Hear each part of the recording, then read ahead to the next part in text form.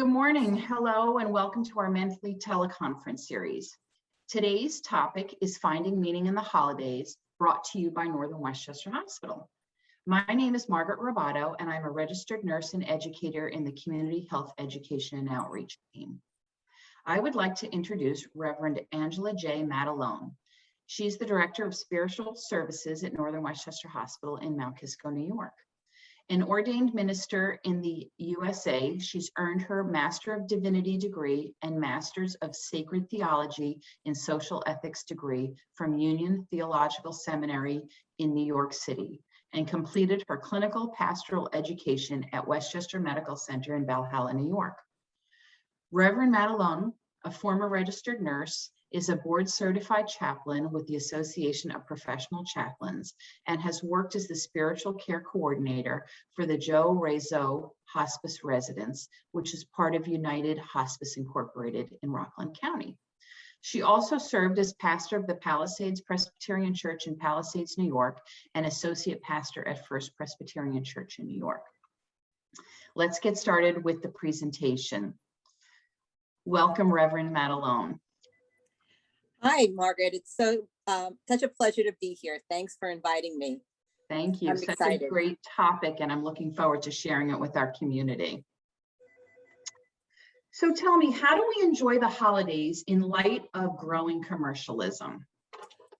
Well, that is a great question because, it seems that every year the holidays, especially the Christmas season, starts earlier and earlier. I mean, even before Thanksgiving, the stores have twinkle lights and the music changes to Christmas music, and the Hallmark station is already doing their holiday their holiday movies.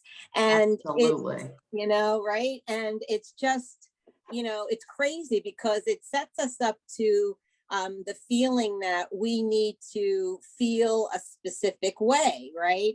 There's that classic movie now, Elf, right, with Will Ferrell, and it says there's this line from the movie, the best way to spread Christmas cheer is singing loud for all to hear. And Right. I'm like, really? Because sometimes we just don't feel like that. And because we're bombarded with commercials and movies and television and the decorations, it's, it can lead us to feel or ask ourselves the question, what's wrong with me? That I'm not feeling happy and jolly. I'm feeling stressed and I'm feeling anxiety or whatever. And the reality is that there's absolutely nothing wrong with us.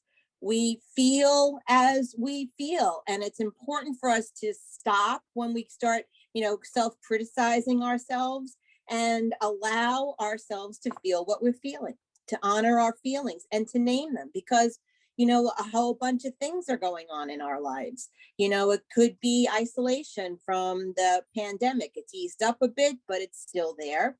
The stress is even brought on by family gatherings. I've got to get the gifts booked, the cooking done, and it also is a very difficult season for people who have experienced losses, whether it's a loved one, a loss of our independence if we're getting older, a loss of our usual energy or mobility, our loss of hearing can also contribute to isolation.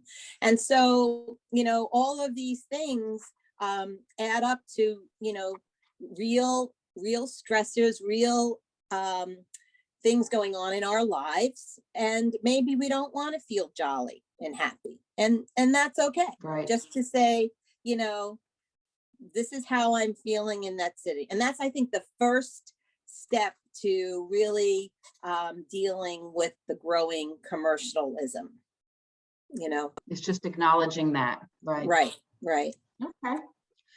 So how do we focus on the holiday and not on the materialism behind it? No, that's a challenging one, right? And, it really comes down to choices.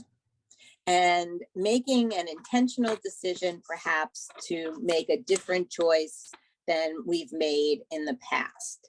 You know, I'm a Christian, I have I'll make this confession that I have always disliked Christmas. Mhm. And that's because until recently, I've always worked as a pastor of a church. I've always worked on Christmas, and Right. trying to balance the religious aspect of the holiday with the commercialism of the holiday was always challenging to me. And so until our Christmas Eve service, when in my church, I disliked it. But then there was this moment when I was surrounded by the music and the candles and the scripture readings, where I finally was able to get at the heart of what Christmas was about for me. And so, you know, you have to make a choice that, you know, if you are religious and you want to go to, make sure you go to a service. If you are celebrating Hanukkah, make sure that you attend some kind of religious service. Maybe you didn't want to, you've never done that before. And you can also choose to honor the holidays differently. You know, sometimes financial implications add to the stress of people, right? Well, you know, it's okay to say to your loved ones, you know, it's going to be a little different this year. I Mhm. have a set amount of money that I'm going to spend on each other, on each person, and, you know, stick to that goal. Make gifts. Last year, I took up crocheting and I made scarves for people. Everyone got a scarf. And I And think a lot of people would find relief in that as well, because maybe yeah, they're in the same boat, or even if they're not in the same boat, don't find it necessary to spend lots of money, that it can come from creativity or just a smaller budget. right, exactly. I mean, baked goods are great gifts, right? Mhm. Whatever you know you can think of, doing an experience. My best friend and I started. We said we're done with giving things, but we don't get to see each other very much. Right. So our Christmas gift to each other now is to go to a play or go out to dinner. It's an experience, you know, just to, you know, hang out together. We make time. That's our Christmas present to each other. It doesn't have to really cost anything. It could be coffee in your house. I say that to my kids all the time, because when my daughter lives in Chicago, my son's always is very busy. I said, I'd rather let's meet somewhere and do something. I don't need stuff anymore. That's So, you know, lovely. those are all kinds of different things that we can do. Maybe give a donation to that person's favorite charity, Mhm. you know, and or volunteer someplace during the Right. holiday season. Right. So those, to me, I think combats the commercialism and gets to the root of what the holiday is pointing to. Whatever your religious tradition might be, you know, it's important, I think, to you know, if you, like I said, if you are religious, read the scriptures around the tradition, whatever that tradition may be, the story behind Hanukkah, the story Mhm. of the Christmas. What is it really getting at?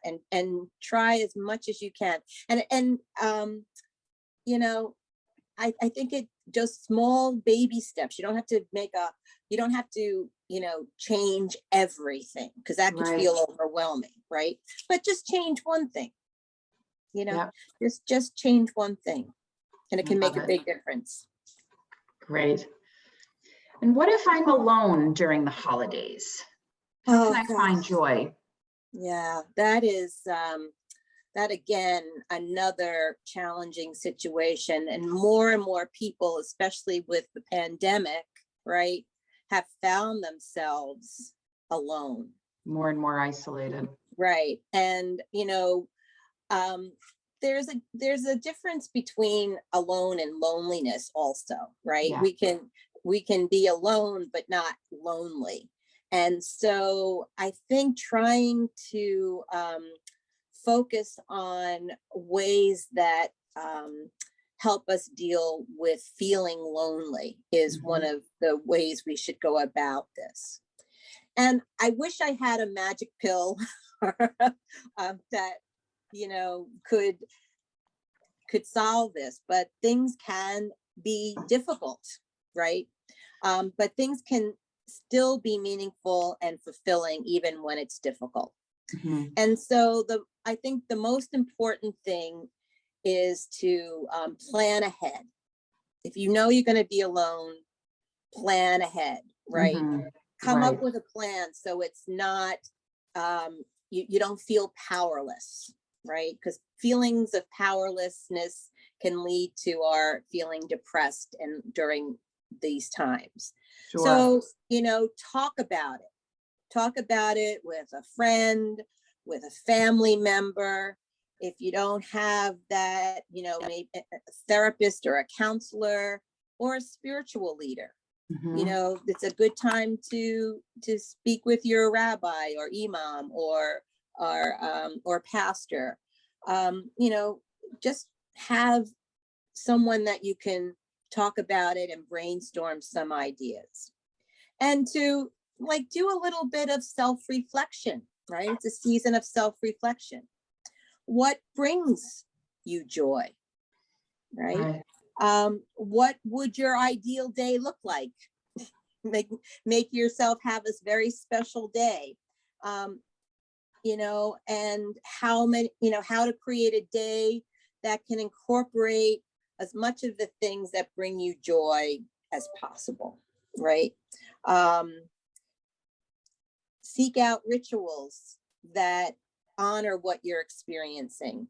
2 years ago, we did at my church a Blue Christmas service, which was a service that was really about honoring that people weren't happy and jolly and maybe experiencing loss during that Christmas time. Right. And we actually got a lot of people that came to that service. Wow. Yeah, and it was very meaningful because it wasn't sad. It was honoring where people were. It was inspiring, readings and song and company. How nice. So there were other people that were a container. It was a container for all of us to gather Mhm. and celebrate Christmas in a different way. Right. And I'm thinking as you're saying this, that there really are lots of opportunities to attend events, social gatherings, parties. I mean, again, a little bit less so during the pandemic, but things are better and people are providing for safety for that.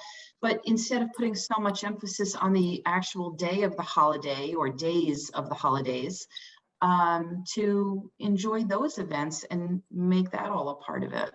Absolutely. And if you can't because of mobility or whatever cost, schedule a phone or video Yeah.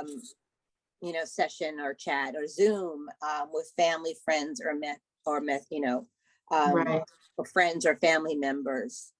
Go for a walk, or do some other exercise. Yeah. That's always clears our heads. Volunteer if you're able. Right. Soup kitchens are always looking during the holiday seasons. The churches, synagogues, mosques, and some churches and some synagogues will have a community event on that day for people who might not be able to get to their family or friends Yes. during that day. So, seek something like that out. Honor old rituals, right? If you baked cookies, still bake cookies, Yes. and you can always give them away. I live in an apartment building. There's one of my neighbors makes cookies and she leaves them for all of us. Yeah. So it doesn't have to be for, the big family events. If you like to bake, keep on baking. If you like to decorate your tree, I would say keep on, do the decorations. And along that line is to, maybe remember past holidays. Look at old photos. Now, I know that can sound like that might make you sadder, and it might, but it also will stir up some memories of joy. And it's, Absolutely. to be sad is not toxic. It's okay to be sad, but Right. it's, you're not dwelling in it because you can look at old photographs, old times. I did that. We have the family tradition in my house of at Christmas time, don't laugh. We sing and act out the 12 days of Christmas. I have a big family. And Yes. last year, we couldn't do that because of the pandemic, but I was looking at a video that we did. And that, I felt sad that we couldn't do it, but it brought me joy to watch and Of laugh course. at Yeah. how silly we were. Yeah. That's fun. And another thing is to plan to do something after the holidays, something, for yourself, so that you have something to look forward to. Yeah. Okay. And then, also finally, it's one day, right? So you will get through the day. Remember that. And there are things that you can do. You can read, watch a favorite movie, take a nap, cook your favorite meal, meditate, pray, whatever you need to do to get through the day. Yeah. Wonderful. Thank you. And how can I be inclusive of other traditions?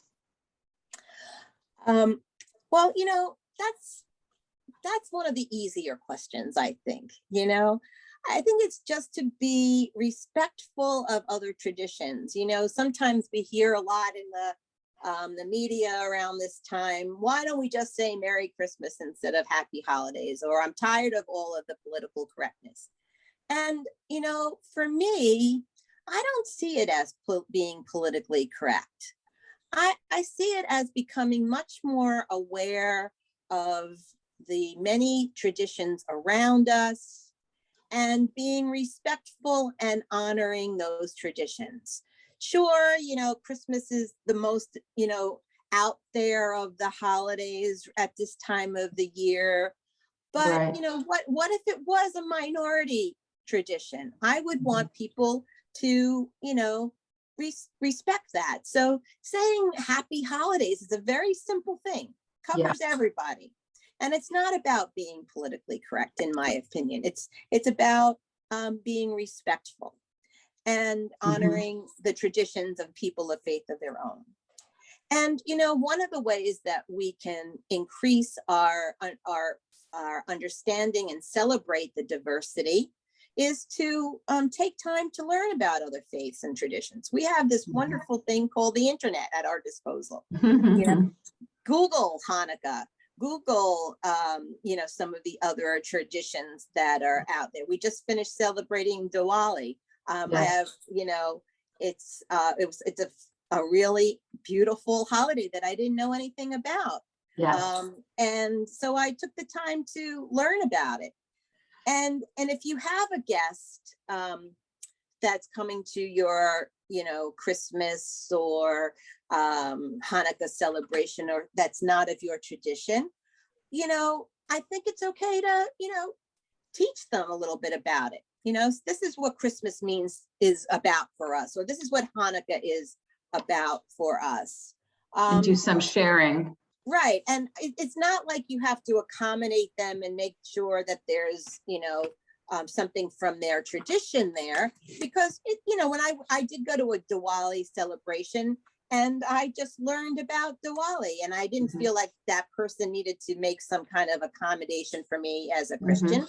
I just allowed myself to learn and enjoy the celebration.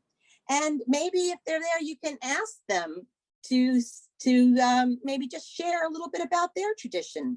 And, I think in that way, when we just are welcoming people with our whole hearts, and, and openness, and, we used to, way back in the 90s, we used to talk about tolerance of other traditions. And I always hated that. I'm not tolerating another tradition. I'm celebrating another tradition.